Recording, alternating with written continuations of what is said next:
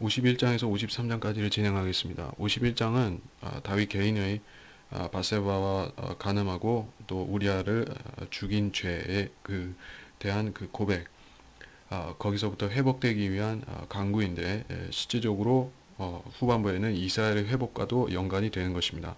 그리고 52장에서는 적그리스도에 대한 묘사가 나오고 재림도 나옵니다. 그리고 53장에서는 대하란 때 그 예루살렘 성전에서 이스라엘 백성이 먹히는 것, 그것이 사절에서 나오고, 아, 그, 이 전반적으로 이것도 재림장입니다. 그렇게 해서 이 51장 시작하겠습니다. 하나님이여, 주의 자애하심을 따라 나에게 자비를 베푸소서. 주의 온유한 자비들의 풍성함을 따라 내 죄가들을 지워버리소서. 나의 죄악으로부터 나를 철저히 씻으시고 나의 죄로부터 나를 깨끗하게 하소서. 내가 내 죄가들을 아오니 내 죄가 항상 내 앞에 있나이다. 주만을 거역하여 내가 죄를 지었으며 주의 목전에서 이 악한 행실을 행하였으니 주께서 판단하실 때 의롭게 되시고 주께서 판단하실 때에 순전하시리이다. 보소서, 내가 죄악 중에서 조성되었고 죄 중에서 내 어머니가 나를 배웠나이다. 보소서, 주께서는 마음에 있는 진실을 원하시오니 주께서는 감추어진 곳에서 나로 지혜를 알게 하시리이다. 우슬초로 나를 정결케 하소서. 내가 깨끗게 되리이다. 나를 씻기소서. 내가 눈보다 더 희게 되리이다. 나로 기쁨과 즐거움을 듣게 하소서. 주께서 꺾으신 뼈들이 즐거워하리이다. 나의 죄들로부터 주의 얼굴을 가리소서. 나의 모든 죄악들을 지워버리소서. 오 하나님이여, 내 안에 깨끗한 영을 창조하시고 내 안에 바른 영을 새롭게 하소서. 주의 면전에서 나를 내어 쫓지 마시고 주의 거룩한 영을 내게서 거두어 가지 마소서. 자, 1절에서 3절까지, 여기서는 자비에 대해서 하나님의 자비, 자애하심, 그것에 대해서 설명하고 있습니다. 그래서 자비를 누가 받을 수 있는가? 간구해야 받을 수 있다. 기도해야 죄인이 받을 수 있는 것이다. 그 사실이 나오고, 그래서 지금 다윗은 엄청난 죄를 지었죠. 이 기도를 드리는 상태에서 다윗은 두 가지 죄를 지었습니다. 간음과 살인인데, 이 두 가지는 율법 하에서는 어떤 해결 방법이 없는 죄인 것입니다. 그래서 그는 그때는 성전에 성막으로 가서 제사를 주님 앞에 이 희생제를 드리는 것이 아니라 이렇게 직접적으로 주님 앞에 간구를 통해서 죄 문제를 해결 받고자 하는 것입니다. 그것이 그래서 다윗이 구하는 것이 주의 자비입니다. 그리고 주님께서는 그리고 이 죄인이 주님께 요구하는 자비라는 것은 풍성한 자비여야 된다. 풍성한 자비가 필요하다. 이 보통 자비로서 이게 해결될 일이 아니기 때문에 주님께서 특별한 자비, 풍성한 자비를 주셔야지 그가 회복이 될 수 있습니다. 그리고 또 온유한 자비라 했습니다. 온유한 자비. 자비라는 것은 이 심판을 전제로 주님께서 이 심판을 미뤄주시는 것이다. 그리고 이 심판을 잠시 접어놓는 것이다. 그것이 자비의 의미인 것입니다. 그래서 이것은 영원히 가는 자비다. 그렇게 말하지 않는 이상에는 자비는 일시적일 수가 있는 것이에요. 그래서 잠시 제 죄를 접어 놓으십시오. 제 죄를 보지 마십시오. 이게 아니라 온유한 자비 풍성함을 따라 죄가들을 완전히 지워버리소서. 완전히 이 죄에서 자유롭게 해달라는 것입니다. 이거는 참 위대한 회개, 참회의 기도가 아닐 수 없는데, 이런 담대한 기도를 구약 성도인 다윗이 드렸습니다. 그렇다면은 이 영원하신 예수 그리스도의 피로 이 속죄함을 받은 이 신약 성도로서는, 우리들로서는 얼마나 더 담대하게 주님 앞에 자비를 구할 수가 있는 입장인 것인가, 그거를 우리가 알 수가 있습니다. 2절에서 나의 죄악으로부터 씻으시고 죄로부터 깨끗하게 하소서. 뭐 이거는 특별한 의미가 뭐 특별하게 해석할 필요는 없고, 이거는 자기 개인의 죄를 말하는 것이죠. 다윗이 지은 죄, 그것으로부터 깨끗게 하소서. 3절에서 내가 내 죄가들을 아오니 내가 죄가 항상 내 앞에 있나이다. 내 죄라고 했어요. 또 개인적인 죄인데, 그래서 하나님께 대한 죄를 지은 것이요. 그는 사실 모든 죄라는 것은 4절에서 나오지만은 이 모든 죄라는 것은 근본적으로 하나님께 대적하고 하나님을 멸시하고 하나님께 불순종하고 그런 것이 바로 죄인 것입니다. 사람에 대해서 짓는 죄라는 것도 결국에는 하나님 앞에도 자백을 해야 되는 것입니다. 근데 이 경우에 따라서 다른 것이죠. 사람들한테 죄를 지었으면 그 사람들한테도 가서 사죄를 해야 되는 것이고, 어, 어떤 그 교회에 대해서 죄를 지었다. 만일에 성도로서 성도인 입장에서 교회에 대해서 어떤 죄를 지었다 하면은 그 교회에 사죄를 해야 되는 것이죠. 그러니까 사람한테 지은 잘못, 죄는 또 사람한테도 사과를 해야 되는 것입니다. 그러니까 그렇게 해야 용서받는다는 것이 아니라 용서는 하나님 앞에 구하면 받을 수가 있어요. 근데 이 죄의 결과들, 그 가책이라든지 또 하나님의 징계라든지 이런 것이 거두어지려면은 사람 앞에 지은 잘못들은 사람 앞에 털어놓고 용서를 구해야 한다. 그것이 신약에도 마찬가지로 적용이 되는 것입니다. 그래서 내 죄가 항상 내 앞에 있나이다. 이게 다윗은 이거를 깨달은 거죠. 예, 이 죄라는 것은 내 인력으로 없앨 수가 없다. 잊어버릴 수 없다. 그리고 이 정신과 의사들은 죄를 잊어버리라, 생각하지 말라 그렇게 추천을 하는 것입니다. 또 어떤 철학자들은 죄라는 것이 존재하지 않는다고 그렇게 생각하라. 철학자들과 심리학자들 그런 식으로 말하지만은 그런다고 해서 죄가 없어지는 것이 아닙니다. 죄라는 것은 양심 앞에 딱 버티고 있어서 제거할 수가 없습니다. 구약의 희생제들은 육신은 정결케 해도 마음은 정결케 할 수 없었다. 그것이 히브리서 9장 9절 그리고 10장 1절에서 나오지만은 그래서 양심을 깨끗게 하시는 것은 구약시대에 특별한 은혜를 구해야 되는 것입니다. 양심이 정결케 되려면은 그런다 할지라도 신약 지금 우리처럼 그렇게 되지는 않지만은 그때도 일시적이나마 그렇게 될 수 있었습니다. 양심을 정결케 할 수 있었어요. 그래서 다윗이 구하고 있다. 그리고 4절에서 주만을 거역하여 내가 죄를 지었다. 주의 목전에서 이 악한 행실을 행하였다. 죄라는 것은 하나님께 짓는 것이다. 그리고 주께서 말씀하실 때 의롭게 되시고 판단하실 때 순전하리이다. 자, 내가 죄를 지었는데 주님께서 나를 심판하신다. 나를 정죄하신다. 하는 것은 하나님의 의로우심이 드러나는 일이죠. 예. 그러니까 사도 바울이 로마서 3장 4절에서 인용을 했습니다. 주께서 말씀하실 때 의롭게 되시고 이것을 인용했는데 그래서 죄인이 죄를 지어서 하나님께 영광이 될 수 있느냐 하면은 될 수 있어요. 왜냐하면은 심판하시는 주님은 의로우시기 때문에 인간이 죄를 짓고 그 죄를 심판하시면 주님은 의롭게 되시는 것이에요. 근데 그렇게 의롭게 되시는 것보다 더 의롭게 되시는 게 있어요. 어떤 것이냐?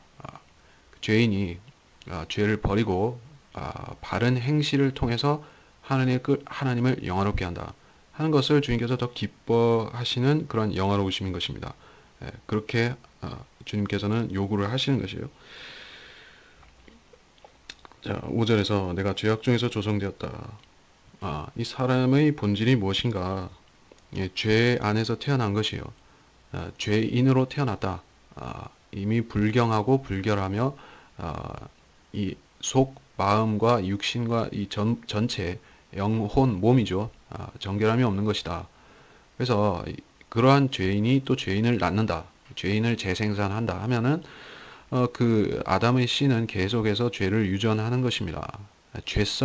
죄를 지을 수 있는 죄성을 유전하는데 그것이 욥기 14장 4절 인용했고 그래서 사람의 본질이 죄인이라는 것을 알면은 우리가 이 구약 시대 사람들은 그 본질을 어떻게 할 수가 없기 때문에 그 상태에서 하나님을 기쁘시게 할 수 있는 방법들을 이 제사라든지 동물 피로 흘려서 제사를 드린다든지 또 율법을 통해서 그렇게 할 수 있었지만은 제약이 있었다는 것입니다. 본질이 죄인이다. 본질이 죄인이고 그 거듭나지 못했기 때문에 육신 안에 있다는 것입니다. 그래서 하나님을 기쁘시게 하기가 어려웠던 것입니다. 근데 지금 우리 신약 시대에는 이렇지가 않습니다. 우리는 이 본질이 깨끗해지는 것입니다. 거듭난 사람은 본질이라는 것은 이 사람의 혼을 말하는 것이죠.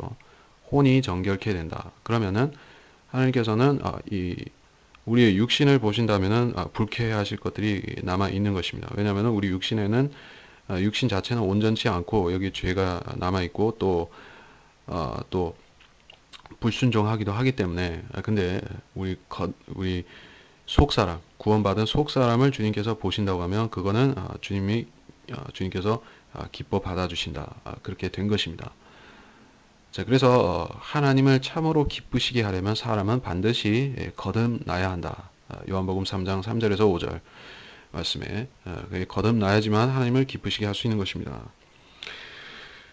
6절에서 마음에 있는 진실을 원하시며 자 마음에 있는 진실을 주께 고백하라.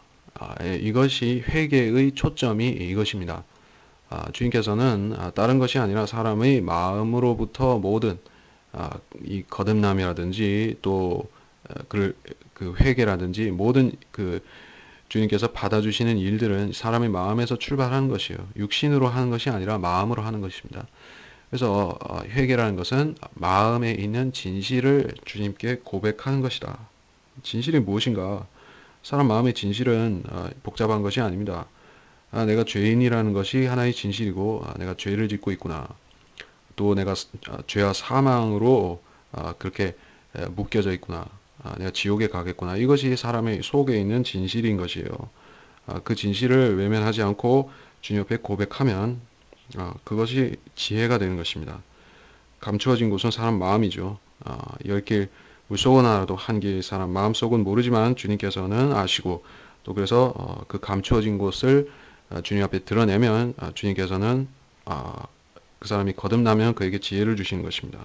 그래서 7절에서 우슬초로 나를 정결케 하소서. 이 우슬초라는 것이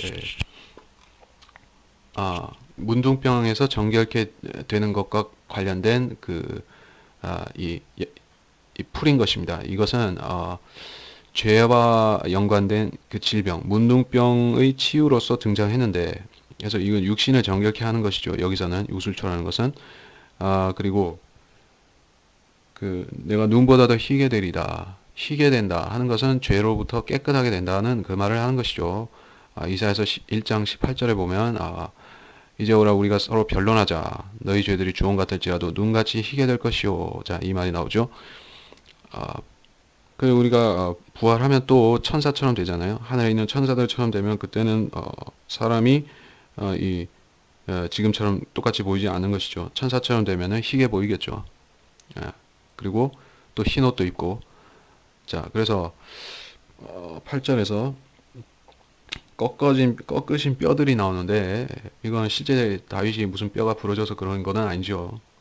다윗은 주님께서 다윗 자신에 대해서 육체를 치셔서 병들이 났지만은 그렇다고 해서 뼈가 부러진 것은 아니에요. 근데 비유적인 표현이다. 근데 뼈들이 즐거워한다. 이게 비유적 표현인 것이 드러나죠. 기쁨과 즐거움을 듣게 하소서.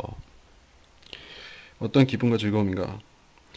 9절에서 나의 죄들로부터 주의 얼굴을 가리소서. 나의 모든 죄악들을 지워버리소서. 자, 이렇게 돼야 사람이 기뻐할 수 있는 것입니다. 주님께서 내 죄를 여전히 보고 계신다. 주님께서 내 죄를 주목하신다. 하면은 사람 마음은 여전히 괴롭고 불편하고 또 정죄하에 있는 것입니다. 자기 양심의 정죄하에 있는 것이에요. 10절에서 내 안에 깨끗한 마음을 창조하시고 바른 영을 새롭게 하소서. 이 말이 무슨 말인가?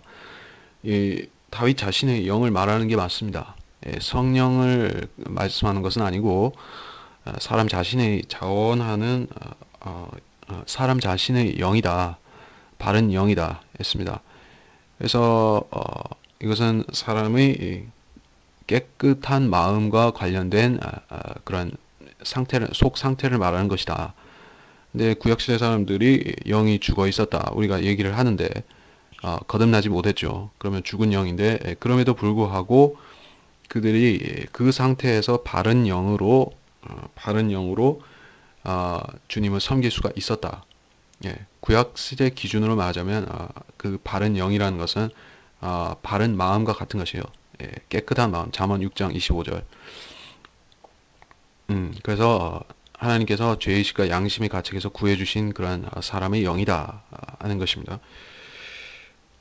주의 면제에서 나를 내어 쫓지 마시고 주의 거룩한 영을 거두어가지 마소서. 자, 이게 중요한 구절이죠. 구약시대의 구원, 구약시대에 성령을 받았던 사람이 이렇게 기도하는 이유가 그가 성령을 잃어버릴 수 있는 것이기 때문에 이렇게 구했다. 이걸 우리가 확인할 수가 있는 것입니다. 그래서 이게 히브리서에도 나오지만 거기 히브리서 6장 4절에서 6절 읽지는 않겠지만 거기 보면은 한번 성령을 받았던 여기서 히브리인 그가 성령을 잃어버리는 것에 대해서 나오는 것입니다. 그래서 구약 시대에도 마찬가지로 다윗 같은 사람도 성령을 잃어버릴 수 있었던 것이에요. 잃어버리지는 않았지만 잃어버릴 수 있었다는 것이에요. 왜 그런가? 그때는 거듭나지 않고 이 성령을 받았을 적에는 어떤 주님께서 그를 왕이나 선지자나 혹은 제사장으로 만들어서 그 사람을 쓰신 것입니다. 예, 그렇게 되면은 성령께서 그 사람을 사용하신 것이에요. 근데 사용하셨는데 우리처럼 거듭나서 영으로 하나님을 섬기고 이렇게 하나님의 아들들이 되고 이런 것이 아니었다는 것입니다. 개인적으로는 계속해서 이 영이 죽어 있는 상태에서 하나님을 섬긴 것입니다. 성령을 통해서 주님의 사역을 했던 것이요. 다윗이 그렇게 했는데 그럼에도 성령께서 그 안에 계시다는 것이 구약시대 그것이 그 사람이 계속 하나님과 붙어 있다는 하나님께 붙어 있다는 확실한 증거가 되는 것이죠. 그때도 그래서 성령을 잃어버렸다. 받았던 사람이 성령을 잃어버린다. 구약시대에 그랬다고 하면은 그건 구원을 잃어버린 게 자연히 되는 것이죠. 구원을 잃어버리게 되는 것입니다. 그래서 삼손과 사울이 그 예로 제시가 되는데 사울은 성령을 잃었고 지옥으로 갔다. 삼손은 성령을 잃었지만 죽기 직전에 다시 돌아오셨다. 그런 사례로 우리가 제시가 되는 것입니다. 12절에서 주의 구원의 기쁨을 내게 회복시키시고 주의 자원하는 영으로 나를 붙드소서. 그리하면 내가 범법자들에게 주의 길을 가르치리니 죄인들이 주께로 돌아오리이다. 오 하나님이여 피 흘린 죄에서 나를 구해 주소서. 주는 나의 구원의 하나님이시니이다. 내 혀가 주의 의를 소리 높여 노래하리이다. 오 주여 주께서는 내 입술을 열어 주소서. 그리하면 내 입이 주의 찬양을 보이리이다. 주께서는 희생제를 원치 아니하시니이다. 그렇지 아니하였다면 내가 그것을 드렸으리이다. 주께서는 번제도 기뻐하지 아니하시나이다. 하나님의 희생제들은 상한 영이니 오 하나님이여 주께서는 상하고 참회하는 마음을 멸시하지 아니하시리이다. 주의 선하신 기쁨으로 시온을 향하여 선을 행하시고 예루살렘 성벽들을 쌓으소서. 그때 주께서는 의 희생제들과 번제와 온전한 번제를 기뻐하시리니 그때 그들이 주의 제단에 수송아지들을 드리리이다. 12절 구약 성도인 다윗이 구원의 기쁨을 얘기한다 하면 그거는 우리하고 영적인 적용이 비교가 되는 것이죠. 구원의 기쁨이 있어요. 구약 시대 다윗 같은 성도도 구원을 받았는데 그렇죠. 구원을 받았습니다. 성령이 그 안에 계셨어요. 그리고 성령께서 이 영은 죽어 있지만은 그렇죠. 그렇지만은 성령이 계시니까는 하나님과 교제가 되는 것이죠. 성령이 계시면은 구약 시대 성령이 그 사람 안에 계시면 그 사람은 하나님과 교제가 되는 것입니다. 자, 근데 그래서 기쁨이 있는 것이요. 하나님을 지속적으로 만날 수가 있다. 근데 그 기쁨이 없어진 것이에요. 성령께서 일종의 말하자면은 침묵하신 것입니다. 역사하지 않으신 것이요. 근데 아직 떠나신 것은 아니에요. 만일에 성령이 떠나셨다면 다윗은 완전히 버림받은 것입니다. 근데 신약 성도는 거듭났으면 성령이 완전히 떠나시지는 않습니다. 그래서 사도 바울이 성령을 소멸치 말라 그렇게 말씀을 했는데 그것은 실제로 성령이 거듭난 사람 안에서 없어진다는 뜻은 아닙니다. 그거는 다음에 기회가 되면 설명하겠지만 자 그래서 예, 여기 자원하는 영이 나왔는데 이 자원하는 영은 이거는 구약 성도가 받은 성령이 이 자원하는 영이다. 음, 그리고 우리한테는 진짜 자원하는 영이 이 자유를 주시는 영이죠. 그리고 13절에서 범법자들에게 주의기를 가르친다. 다윗은 범법자가 되었죠. 그가 범법자가 직접 되어서 그 길에 빠져 보니까 자신과 같은 사람들을 같은 입장이 되어서 그들을 가르칠 수 있게 되었다. 그렇죠. 간음자들과 살인자들에게 가르칠 수 있는 사람이 된 것이에요. 주의 길을 가르칠 수 있게 되었어요. 그러니까 우리가 모든 죄를 지어봤기 때문에 거듭나기 전에 모든 죄들을 지어봐서 죄들을 이해하는 것은 아닙니다. 그렇다고 해서 우리가 죄를 지어봐야 그 죄를 이해할 수 있다고 해서 안 지어도 될 죄를 지어볼 필요는 없는 것이죠. 죄란 그런 것이 아니라 기왕에 이렇게 다윗처럼 이 잘못을 기왕에 저질렀다면은 그것을 이렇게 선용을 하는 것입니다. 예, 자기 죄에서 빠져나온 그 경험으로 다른 죄인들을 가르친다. 그렇게 된 것입니다. 14절에서 피 흘린 죄에서 구해주소서. 자, 다윗은 무죄한 피를 흘리는 그런 엄청난 죄를 지었던 것입니다. 이거는 다윗 자신의 개인적인 죄이고 왕이라 할지라도 이 죄에서는 면제되지 않는 것입니다. 예. 그래서 이 우리아의 피를 흘렸던 그 죄, 그것 때문에 하나님과의 교제가 완전히 막힌 것입니다. 그래서 그는 입을 떼서 하나님을 그가 그렇게 좋아하는 찬양을 하나님 앞에 드릴 수가 없었던 것입니다. 16절에서 이 희생제를 원치 아니하신다. 그러니까 주님께서는 다윗의 이 범죄의 경우에는 희생제를 요구하지 않으셨어요. 어떤 희생제도 율법하에서는 이 죄를 씻을 수가 없기 때문에 씻는 게 아니라 덮을 수가 없기 때문에 주님께서는 따로 요구하지 않으셨어요. 대신에 용서는 해주셨죠. 용서받았다는 것은 다윗이 죽임당하지 않았다는 것입니다. 주님께서 치셔서 그를 죽이지 않았다는 것입니다. 용서해 주신 것이죠. 자, 그런데 그 대가는 치르게 하셨어요. 다윗의 아들들이 죽었죠. 그리고 다윗의 아들들이 죽었고 자기 자식에게 압살롬에게 쫓겨다니고 이런 징계를 받은 것, 육신의 징계들을 받은 것이에요. 그러니까 구약시대 다윗도 그렇고 이 신약시대에도 마찬가지예요. 주님께서 우리가 죄들을 자백하면 죄들을 용서해 주시죠. 예수 그리스도의 피로 죄들을 용서를 구하면은 주님께서 이 용서를 다 받아주시는 것이죠. 그래서 그 죄 때문에 우리가 주님과 교제가 끊어지지 않고 계속될 수 있도록 그렇게 해주십니다. 근데 그렇다고 해서 우리가 지은 죄들이 그냥 어디로 없어져 버리는 것은 아니에요. 육신에는 계속 역사할 수 있는 것입니다. 그래서 주님께서 그 필요하다면은 그 죄들의 대가를 몸으로 지불하게끔 그렇게 하시는 것입니다. 거듭나기 전에 지었던 죄들이 있죠. 그 죄들을 우리 혼에는 완전히 그 죄들이 남아있지 않고 완전히 깨끗하게 된 것입니다. 근데 때로 그 사람은 자기가 과거에 지었던 그 죄들의 대가를 몸으로 지불하면서 계속 사는 것입니다. 예, 그렇죠. 어떤 질병이라든지 방탕하게 살았던 사람은 그런 질병도 남아있을 수 있고 그런 것입니다. 예, 그것이 죄의 대가를 치른다는 것이죠. 우리 혼으로는 치르지 않지만 몸으로 치를 수 있다. 자, 다윗도 그러했다 하는 것입니다. 그래서 여기서 다윗은 죽어야 할 죄를 지었기 때문에 주님 앞에 와서 용서해 달라고 구하는 것 외에는 다른 무엇도 필요가 없었던 것입니다. 그래서 17절에 하나님의 희생제는 상한 영이다. 다윗이 이렇게 회개를 했던 것입니다. 상하고 참회하는 마음으로 했기 때문에 그에게는 주님께서 특별한 은혜를 주님께서 보여주신 것입니다. 다른 구약 성도들은 다윗같이 그러한 은혜를 받지는 못했던 것입니다. 그래서 다윗의 특별한 자비를 받았어요.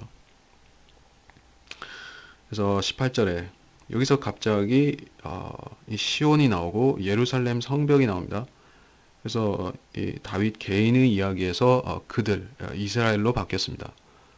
이렇게 우리가 시편을 읽어 가다 보면은 다윗과 이스라엘이 이렇게 공동 운명체처럼 때로 다윗 이야기를 하다가 그들로 넘어가고 이런 식으로 자주 바뀝니다. 그래서 여기서 문맥 자체는 이 문맥 자체는 이 회복된 이스라엘에서 이 의희생제들 번제, 온전한 번제 이것은 천년왕국에서 드려지는 성전 제사다 그런 것입니다. 그리고 이 18절에서 이것은 이스라엘의 회복, 재림을 말하는 것이고요. 이거는 말하자면 이것은 교회 시대에 우리한테 직접 적용할 수는 없는 것이죠. 희생제들과 번제들 뭐 이런 걸 우리가 드리느냐, 우리가 주의 재단에 수송아지들을 드려야 되느냐? 아니죠. 그들이라고 했잖아요. 그들. 자, 그러니까는 이 시편을 영적으로 해석하면서 쭉 이렇게 막 교회에다가 적용하는 사람들이 있죠. 그런 근본주의라든지 이런 사람들이 그렇게 하다가 이런 구절에 오면 어떻게 하겠느냐? 수송아지를 우리가 드려야 되느냐? 이렇게 되잖아요. 그러면은 이건 해석할 길이 없는 것이죠. 그러면 그냥 무시하고 가는 것입니다. 근데 이건 실제적으로 천년왕국에서 이스라엘 백성들이 이 성전에 그 수송아지들을 드린다는 얘기예요. 에스겔서 40장에서 48장, 특별히 43장에서 46장 사이에 그에 대해서 나오는 것입니다. 우리가 성경을 꼼꼼히 봐야지 그렇게 건성으로 보면서 이 교회에다가 막 영적으로만 적용하고 끝나면은 그 안 되는 것입니다. 52장 들어가서 오 힘 있는 자야 어찌해 내가 해악을 스스로 자랑하느냐 하나님이 선하심은 항상 지속되도다 내 혀가 해악을 꾀하며 날카로운 칼날같이 속임수로 일하는도다 내가 선보다는 악을 의를 말하기보다는 거짓말하기를 더 사랑하는도다 셀라 오 간사한 혀여 너는 모든 집어삼키는 말들을 사랑하는도다 그와 같이 하나님께서도 너를 영원히 멸하시며 너를 없애버리시리니 내 처소에서 너를 뽑아내시며 산자들이 땅으로부터 뿌리째 뽑으시리라 셀라.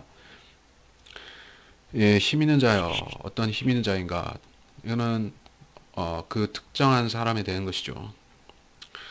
그 어떤 특정한 사람인가 여기서는 적그리스도인데 해악을 꾀한다. 누구에게 해악을 꾀하는 것인가 누구에게 해악을 꾀하는 것인가 여기에 이 의인들은 환란 때 이스라엘을 말하는 것이죠. 그 의인들을 저주하고 그들의 해를 끼치려고 하는 해악을 꾀하는 적그리스도를 말한다. 여기서 날카로운 칼날 같은 혀, 해악을 꾀하는 혀, 2절에서 이것은 이 악인들의 혀, 적그리스도와 그 악인들을 말하는 것입니다. 그래서 이 혀는 죽이는 무기와 같다. 그래서 날카로운 칼날 같다. 그런 말을 쏟아낸다는 것이죠. 그래서 3절에서 선보다는 악을 의를 말하기보다는 거짓말하기를 사랑한다. 그래서 이것이 사탄의 문제이고 적그리스도의 문제이다. 그러니까 선도 알고 의도 알고 사탄은 그것을 아는 것이죠. 그리고 사실 자연인들의 경우에는 대부분 의에 대해서 무식하고 선에 대해서 무식해서 하나님을 대적하는 사람도 있고 또 어떤 사람의 경우에는 성경을 연구하는 그런 신학자나 목사나 이런 학자들이 있는 것이죠. 학자들이 있으면은 그 사람들은 이런 진리 말씀들을 많이 보는 것이에요. 심지어 공부도 하는 것이죠.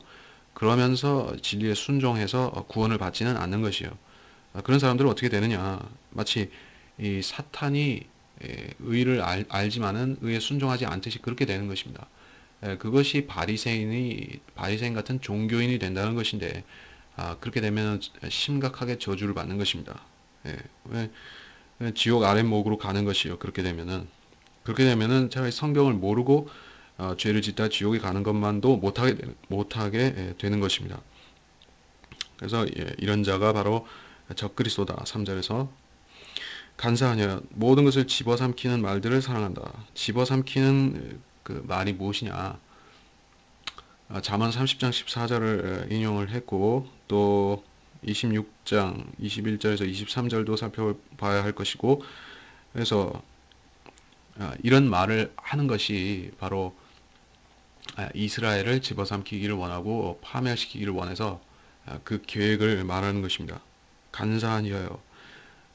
이 거짓의 아비인 사탄을 물려받아서 이 사탄으로부터 물려받은 지혜가 있는 것이죠. 간교함이 있어서 보통 세상 사람들은 이 적그리스도의 지혜를 당해낼 수가 없는 것입니다. 그래서 굉장히 간교하다. 그리고 5절에서 그와 같이 하나님께서 너를 영원히 멸하시며 너를 없애버리시니 내 처소에서 너를 뽑아내시며 산자들이 땅으로부터 뿌리째 뽑으시리라. 셀라. 의인들도 보고 두려워하며 그를 비웃으리니 보라, 이 사람은 하나님을 자기 힘으로 삼지 아니하고 자기 부의 풍부함을 의지하며 자기 악으로 자신을 힘있게 하던 자라. 그러나 나는 하나님의 집에 있는 푸른 올리브 나무와 같이 하나님이 자비하심을 영원 무궁토록 신뢰하는도다. 주께서 그것을 행하셨으므로 내가 주를 영원히 찬양할 것이요 주의 이름이 주의 성도들 앞에 선하심으로 내가 주의 이름을 기다리리이다. 이 5절에서 영원히 멸하시고 없애버리신다. 처소에서 문을 뽑아내신다. 마치 하나의 나무처럼 얘기를 하고 있죠.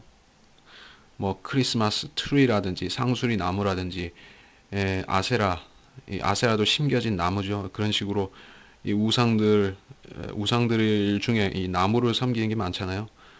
선앙당 나무도 있고 또 이 북유럽에서 또 나무를 섬겼고 이 신으로 많이 섬기죠. 이게 결국에는 이 사탄을 섬기는 것입니다. 왜냐하면 성경에도 그런 유형이 나오기 때문에 이 마귀, 이 육신으로 나타난 이 마귀, 적그리스도가 나무와 같다. 그래서 그를 뿌리째 뽑아버리신다. 그래서 산자들이 땅에서 뿌리째 뽑아버리신다 하는 것이 산채로 불못에 던져지는 것을 말하는 것이죠. 계시록 19장 20절에서 21절. 의인들도 보고 비웃고 두려워한다. 그래서 이 영원한 불의 처벌을 내리시는데 이 장면을 모든 성도들이 땅에서 천년왕국에서 다스리고 살게 될 모든 자들이 그걸 보는 것입니다. 그렇게 되면은 산 증거가 되는 것이죠. 악인들의 멸망에 대한 증거가 되는 것이요. 그래서 조롱을 받게 되는 것입니다. 그래서 우리가 이런 일을 먼 미래의 일처럼 생각하고 살면 안 되고 이제 주님께서 언제라도 교회 휴거를 있게 하시면은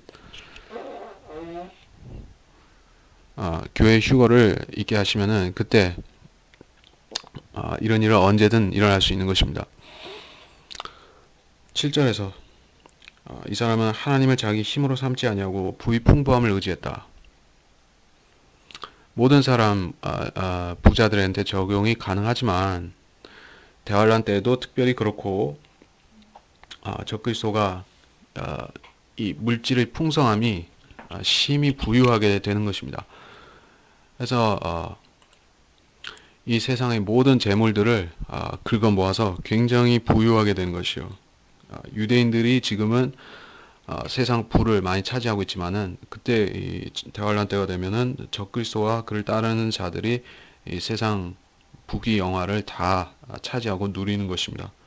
그래서 자기 부의 풍부함을 의지해서 자신을 힘있게 했다. 그것이 그 가증함인 것입니다. 그래서 8절에서 나는 푸른 올리브 나무라 이걸 말했는데 이것은 올리브 나무라는 것은 성령의 어떤 타입이고 다윗한테 적용할 때는 다윗도 성령을 받았으니까는 자신을 푸른 올리브 나무라 이렇게 말할 수가 있었다 하는 것입니다. 성령의 모형이 올리브 기름이다. 요한일서 2장 27절. 또 그리고 올리브 나무는 회복될 이스라엘이다. 로마서 11장 17에서 25절. 이렇게 올리브 나무는 성령과 관련이 깊은 것입니다. 그래서 사람을 나무처럼 묘사한다 하는 걸 우리가 잘 봐야 되겠죠. 이전에도 그랬었지만은 적그리스도를 묘사하는 나무가 있고 의인을 묘사하는 나무가 있고 이런 걸 쭉 보게 되면은 생명나무에 대한 그 이슈도 우리가 그렇게 볼 수가 있는 것이에요. 우리가 실제적으로 우리가 생명나무를 먹고 그 영생을 누리는 것은 아니죠. 생명나무는 우리 안에서 영원한 생명이 있을 것이기 때문에 생명나무가 필요 없다. 근데 생명나무를 먹고 살 사람들이 있다. 거기서는 진짜 나무죠. 근데 여기서는 사람이 나무인 것이죠. 사람을 나무로 표현했다. 9절에서 그것을 행하셨으므로 무엇을 행하셨는가? 그것이라는 것은 환란 끝에 이스라엘을 구원하신 그 자비를 베푸셨다. 적그리스도를 멸하신 그것을 찬양한다는 것이죠. 내가 주의 이름을 기다리이다. 53장 어리석은 자는 자기 마음에 말하기를 하나님은 없다 하였도다. 그들은 부패하고 가증한 악을 행하였으니 선을 행하는 자가 아무도 없도다. 하나님께서 하늘에서 사람의 자손들을 내려다보시어 깨닫는 자와 하나님을 찾는 자가 있는지 보려 하셨으나 그들이 각자 돌아갔으며 그들이 모두 함께 더럽게 되어 선을 행하는 자가 없으니 없도다. 한 사람도 없도다. 죄악을 행하는 자들은 지식이 없는가? 그들이 빵을 먹듯이 내 백성을 먹으면서 하나님을 부르지 아니하였도다.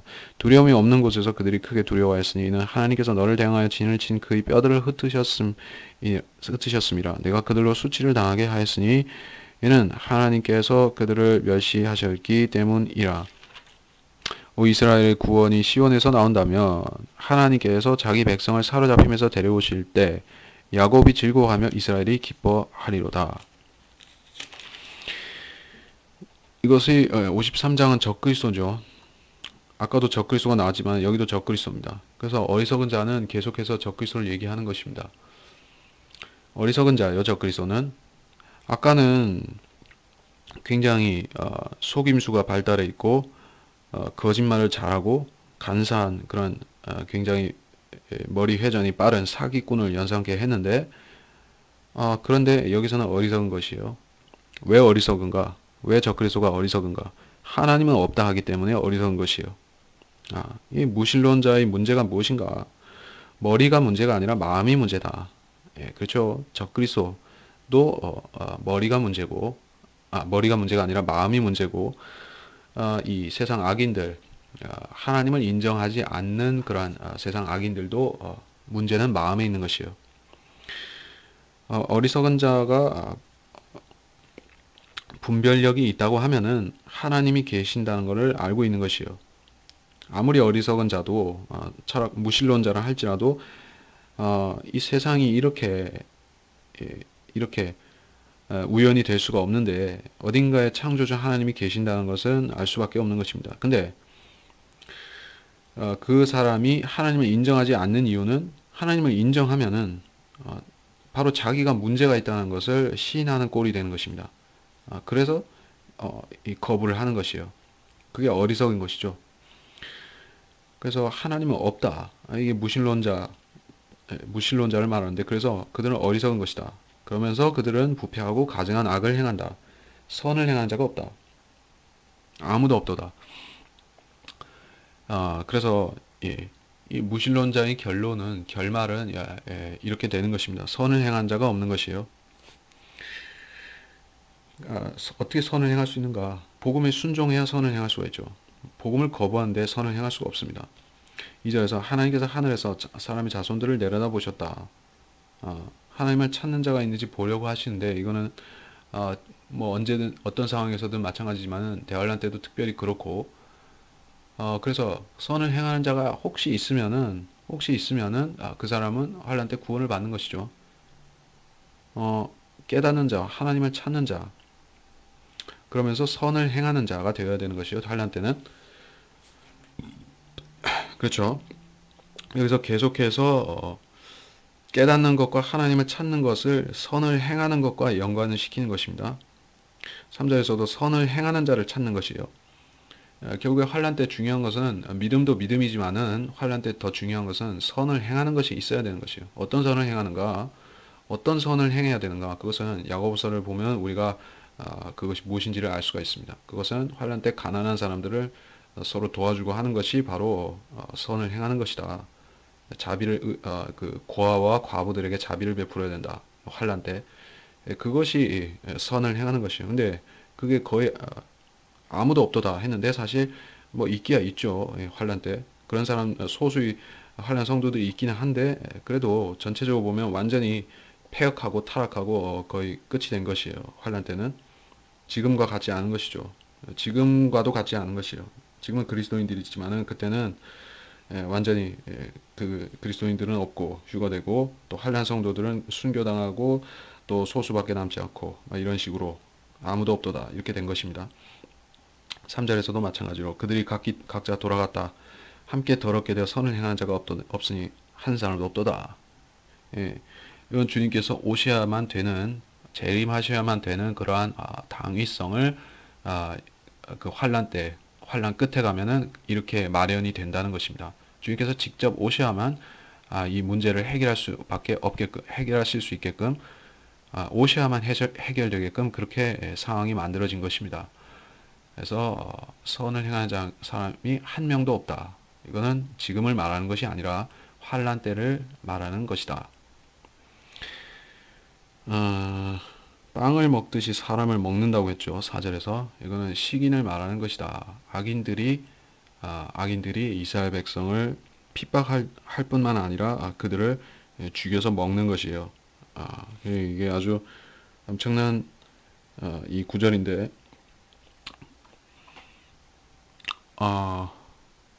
그들이 그렇죠. 시편 16장 4절에서 나왔었다. 그리고 간접적인 묘사는 이사야서 6장 13절에 10분의 1이 먹힐 것이다 하는 것으로 나왔습니다. 5절에서 두려움이 없는 곳에서 크게 두려워하였다. 예, 이게 심판을 말하는 것이요. 아마겟돈이죠. 두려움이 없는 곳에서 크게 두려워했다. 갑자기 주님께서 오셔서 심판하시기 때문에 그들이 두려움에 빠지는 것이죠. 너를 대항하여 진을 친 그의 뼈들이라 했는데 이것은 이스라엘과 예루살렘을 포위해서 대적하는 그 무리들, 그들이 이 심판을 당하는 것입니다. 6절에서 이스라엘의 구원이 시온에서 나온다면 했는데 시온에서 나오겠죠. 나온다면 했는데 나올 것입니다. 그리고 자기 백성을 사로잡히면서 데려오신다. 온 이스라엘의 구원을 받고 또 이 이스라엘의 잡혀간 포로들이 본토로 다시 돌아오게 된다. 예, 이렇게 마지막 디아스포라가 마지막으로 끝나고 전 세계에서 유대인들이 이스라엘로 돌아가는 것입니다. 환란 때까지도 이스라엘은 계속 완전히 그 본토로 다 돌아가지 못하고 이방에 흩어져서 고난을 당하는 상황에 있는 것인데 환란이 끝나면은 그때서야 모든 유대인들이 완전히 본토로 돌아가서 그 땅에 사는 것입니다. 주께서 시온의 포로를 돌아오게 하실 때 우리가 꿈을 꾸는 자들과 같았도다. 시편 126장 1절에 글이 나왔었습니다. 에스겔서 36장 24절도 마찬가지고. 자, 이래서 53장을 마쳤습니다.